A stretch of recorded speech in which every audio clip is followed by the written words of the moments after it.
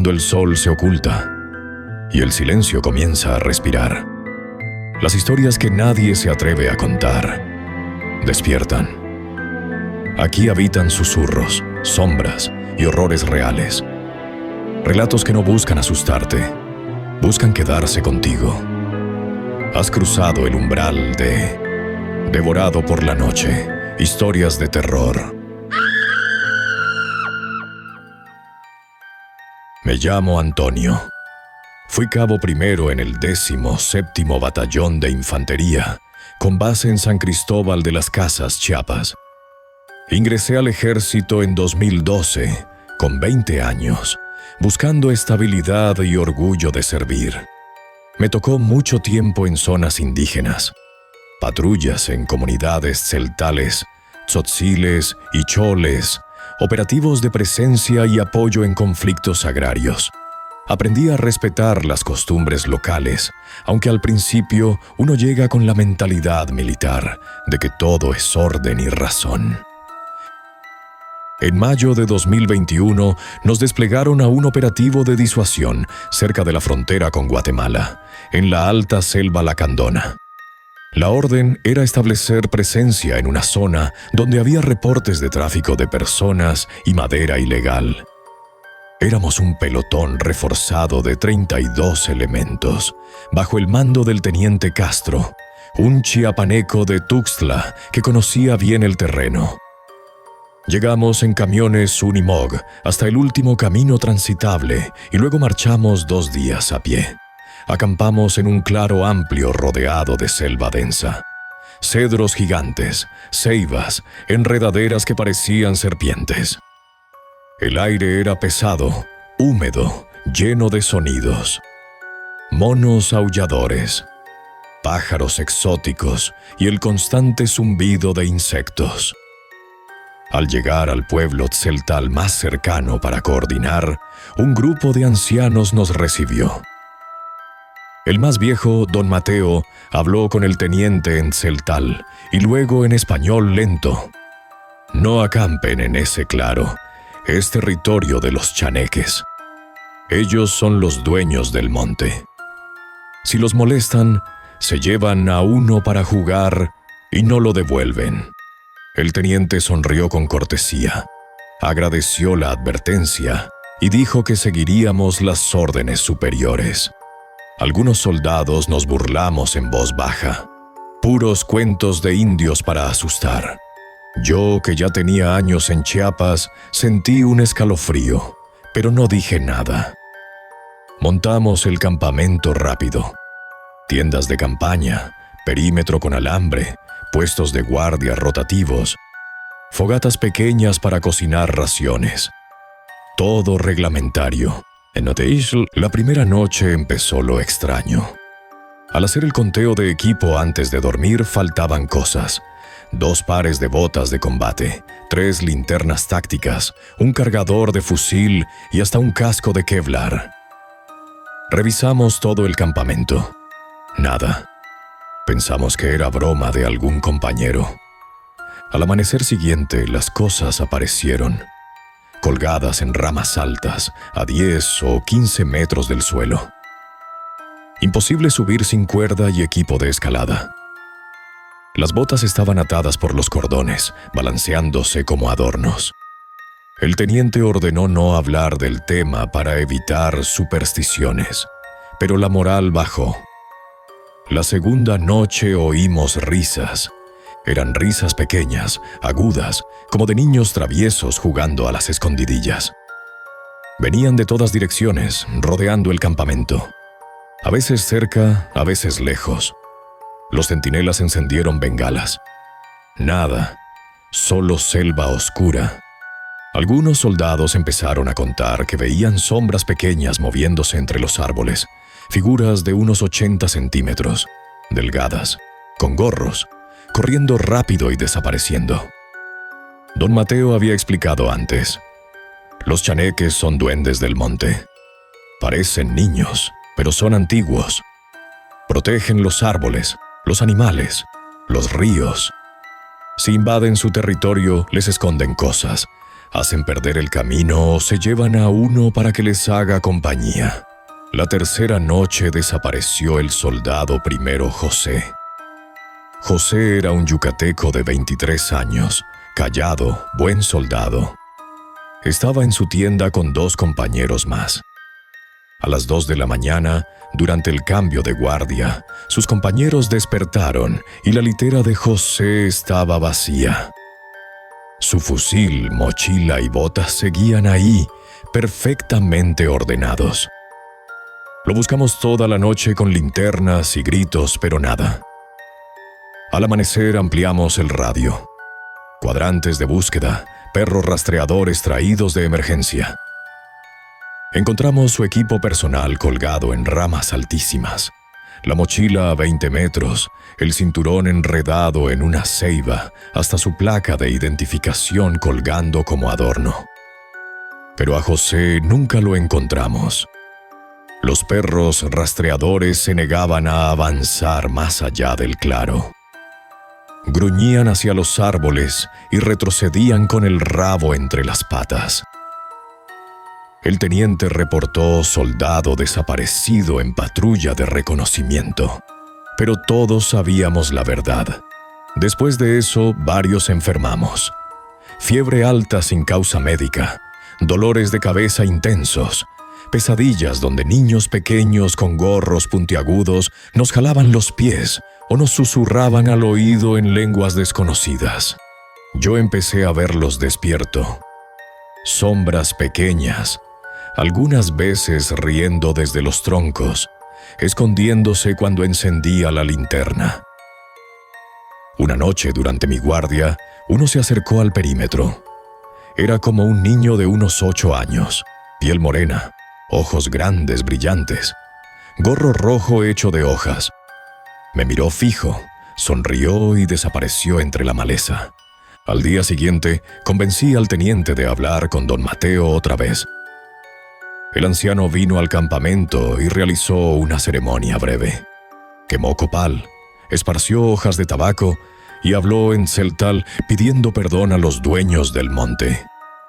Esa noche las risas cesaron, pero José no volvió. El operativo se canceló anticipadamente.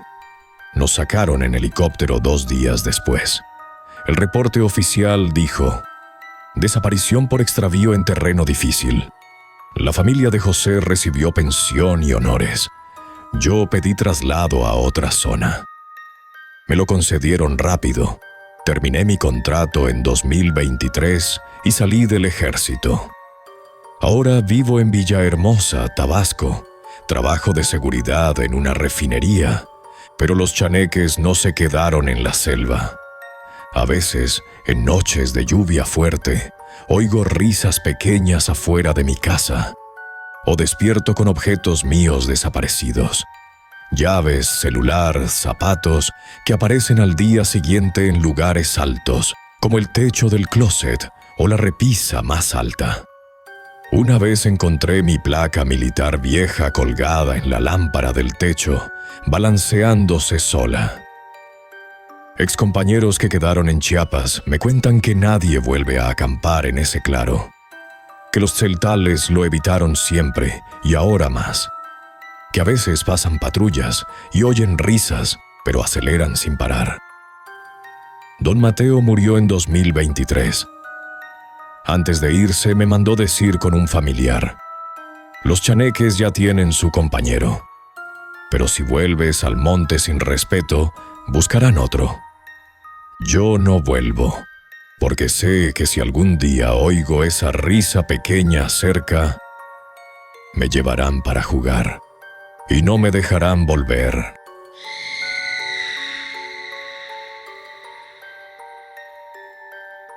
Antes de continuar, te invitamos a que nos regales un like, nos comentes qué opinas de las historias y a suscribirte al canal. De esta manera nos ayudas a mejorar. Continuamos. Me llamo Roberto, aunque ese nombre lo usaba solo en el uniforme. Fui agente de la Policía Estatal Preventiva de Durango hasta el 2018. Mi zona principal era la carretera federal 40D, el tramo conocido como el Espinazo del Diablo, entre Durango capital y Mazatlán. Es una vía famosa por sus curvas cerradas, barrancos profundos y accidentes mortales. Todos los policías de carretera en el norte conocemos las leyendas. Luces que guían a los tráileres al abismo. La mujer de blanco que pide ride en la cuneta y desaparece dejando el asiento helado. Camioneros que ven pasajeros fantasma en el retrovisor y despiertan solos en el hospital. Pero lo que nos pasó a mi compañero Arturo y a mí en noviembre de 2017 no era una leyenda común. Era algo que nos marcó para siempre. Era viernes 17 de noviembre, turno nocturno de 20 horas a 8 de la mañana. Íbamos en la unidad 112, una Ford Lobo Pickup negra con torreta azul roja, barras antiderrapante y winch delantero. Arturo, el flaco, manejaba. Yo iba de copiloto con el radar Bushnell, el radio base y el cuaderno de partes.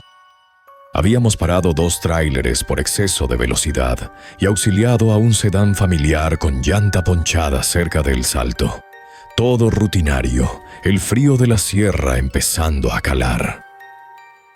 Alrededor de las 2:15 cruzamos el kilómetro 180. Ahí empieza la parte más peligrosa. Curvas cerradas pegadas al barranco de un lado y la pared de roca del otro. La niebla bajaba densa desde la montaña, reduciendo la visibilidad a unos 20 metros. Los faros apenas cortaban la bruma. De repente, el radio principal crujió con una llamada débil, entrecortada por estática. «Ayuda, patrulla perdida, kilómetro 185. Venimos del norte, 2 oficiales, heridos, accidente». La voz era masculina, grave, con acento norteño. Sonaba agotada, como si hablara con esfuerzo. Arturo bajó la velocidad. Intenté responder. «Base Durango, unidad 112 recibida. ¿Quién llama? Identifíquense, por favor». Silencio unos segundos. Luego la voz volvió. «Patrulla 089, kilómetro 185. Vengan rápido. Hay sangre. No podemos movernos». Arturo y yo nos miramos extrañados. La patrulla 089 era de nuestra misma corporación, pero estaba asignada permanentemente a la base de Santiago Papasquiaro, a más de 200 kilómetros al norte. Además, esa noche el parte diario no reportaba ninguna unidad desplazada hacia la sierra. Llamé a base. Base, unidad 112. Confirmación de patrulla 089 en zona del Espinazo del Diablo. Respuesta inmediata del dispatcher. Negativo 112. La 089 está en base Papasquiaro. Último reporte a las 22 horas. Todo en orden. La voz volvió al radio, más débil. «Por favor, se está acabando la batería. Bajen al barranco. Estamos abajo». Decidimos investigar. No podíamos ignorar una llamada de auxilio, aunque no cuadrara. Aceleramos con cuidado hacia el kilómetro 185. La niebla se hizo más espesa, como si la montaña respirara bruma. Llegamos al marcador 185. Nada en la carretera, ni vehículos, ni luces de emergencia, ni marcas de frenado. Solo el barranco profundo a la derecha y la pared rocosa a la izquierda. Bajamos con linternas potentes y chalecos reflectivos. Iluminamos el barranco. A unos 30 metros abajo se veían restos oxidados de un accidente antiguo. Una patrulla destrozada de modelo viejo, probablemente del año 2000. Pero no había movimiento, ni luces ni voces. Subimos de nuevo a la unidad. La radio crujió una vez más. «Gracias por venir. Ahora estamos completos. Unanse. Arturo palideció. Roberto, esto no me gusta. Vámonos de aquí. Intenté arrancar. El motor dio marcha, pero no prendió. Las luces del tablero parpadeaban erráticas. La radio ahora transmitía voces superpuestas, compañeros que conocíamos, pero que habían muerto años antes en servicio. Nombres reales, voces reconocibles, pidiendo auxilio con detalles de sus propios accidentes. La niebla nos envolvió por completo. La carretera parecía repetirse. Pasábamos la misma curva del kilómetro 185 una y otra vez. El odómetro avanzaba kilómetros, pero el GPS marcaba la misma posición fija. Arturo rezaba en voz baja. Yo intentaba mantener la calma, pero sentía frío que no era del clima. Decidimos apagar todo y esperar el amanecer dentro de la unidad. Armas listas por si era una emboscada de delincuentes jugando con radios robados. A las 4 de la mañana oímos golpes suaves en las ventanas. Voces afuera claramente nos decían: «Ábranos, compañeros, somos de la 089. Tenemos mucho frío. Déjennos entrar». Iluminamos con las linternas. Nada, solo niebla girando. Los golpes se volvieron más fuertes. Las puertas vibraban como si alguien las empujara desde afuera. El olor a tierra húmeda y metal oxidado entró por las ventilas. A las 5:30 de la mañana, de golpe, la niebla se levantó como si alguien la hubiera soplado. El sol empezaba a salir. Miramos el GPS. Estábamos en el kilómetro 220, a 35 kilómetros al sur de donde habíamos parado.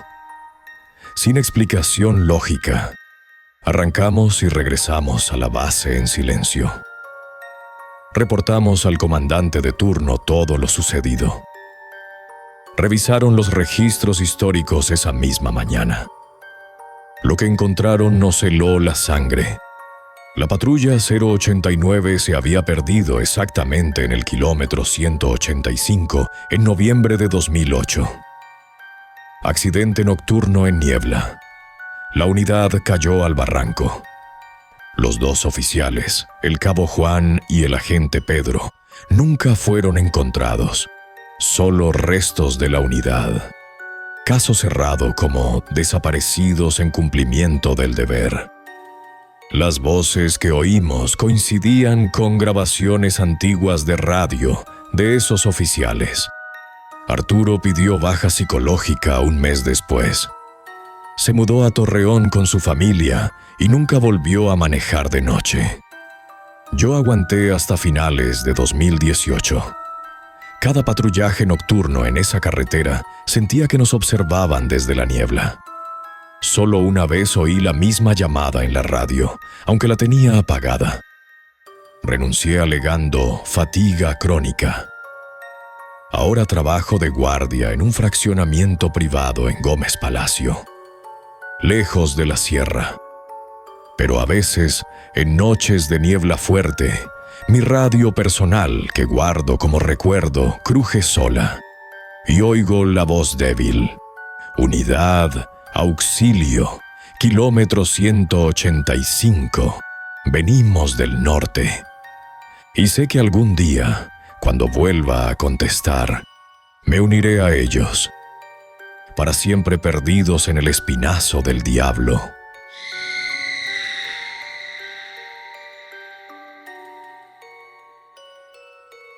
Me llamo José Luis Mendoza, aunque en el rancho todos me decían Chelo. Tengo 58 años y toda mi vida la he pasado en ranchos del norte de Sonora, entre Hermosillo y el desierto de Altar. Mi familia ha sido ganadera desde mi bisabuelo. Vacas, caballos, cabras y la tierra dura que apenas da para vivir. He visto sequías que matan el ganado, balaceras por el agua, coyotes que se llevan terneros. Pero nada me preparó para lo que pasó en el rancho La Esperanza en 2018.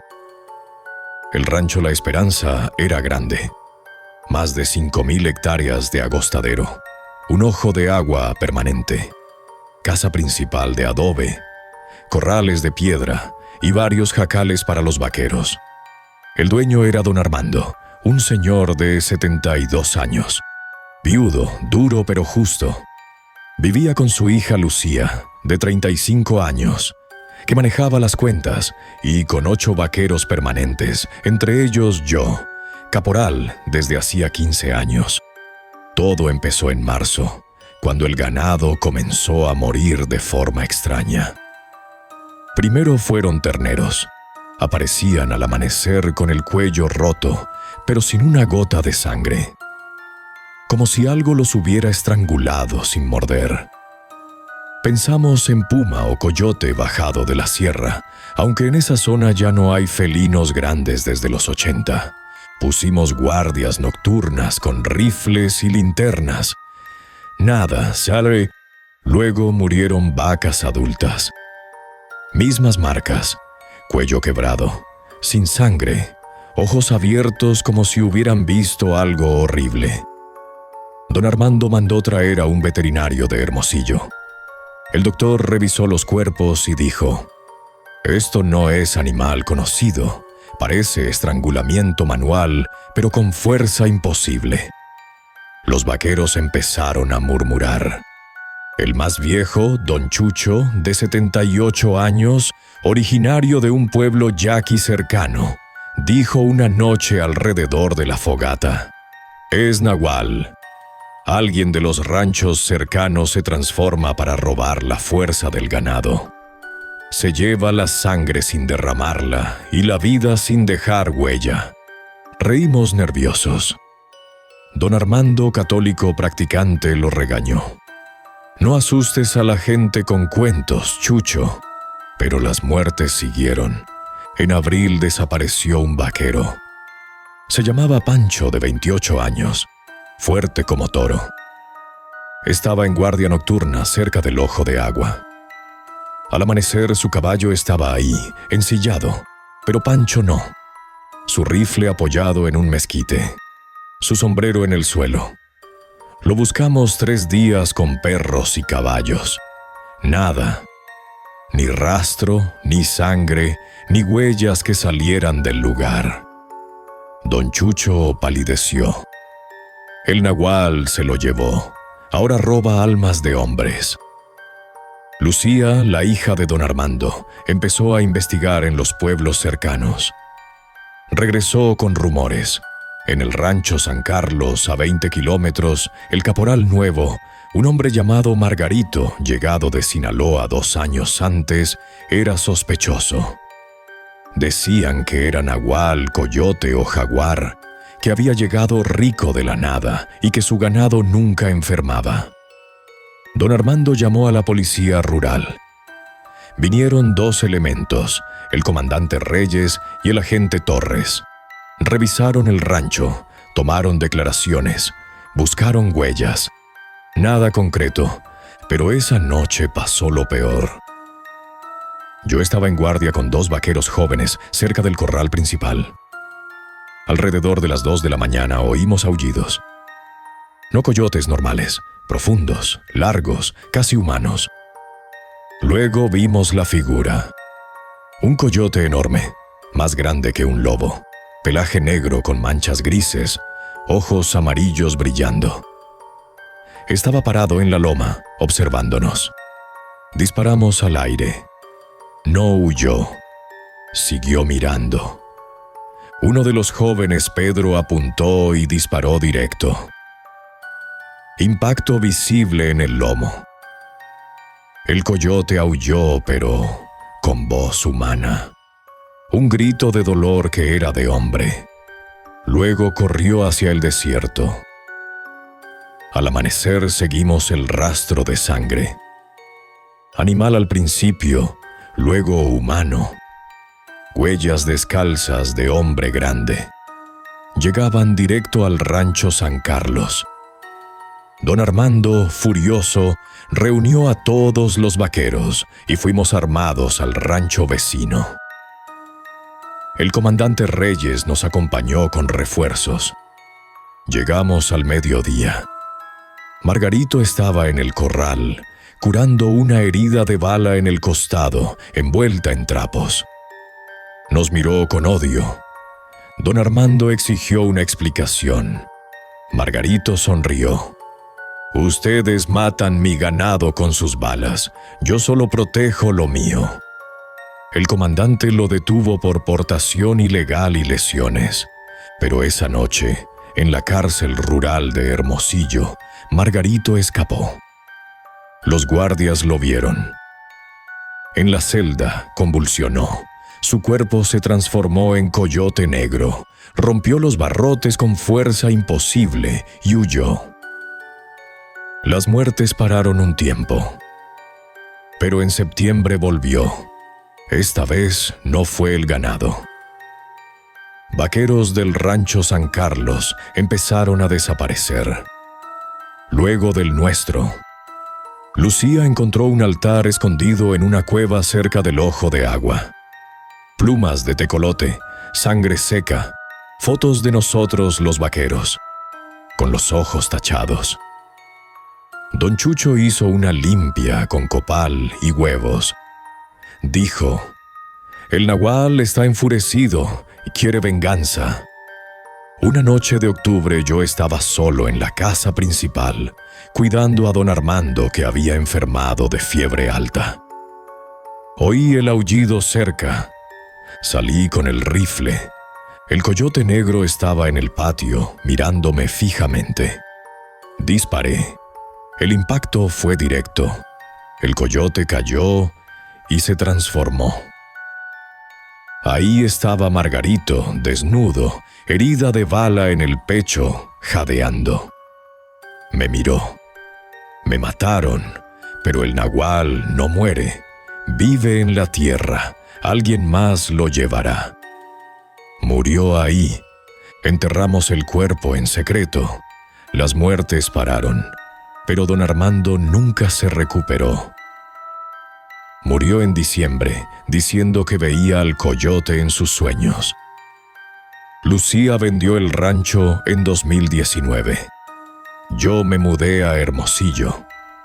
Pero a veces, en noches de luna llena, oigo aullidos cerca de mi casa. Y sé que el nahual encontró nuevo cuerpo, porque en Sonora los ranchos nunca olvidan, y los nahuales menos.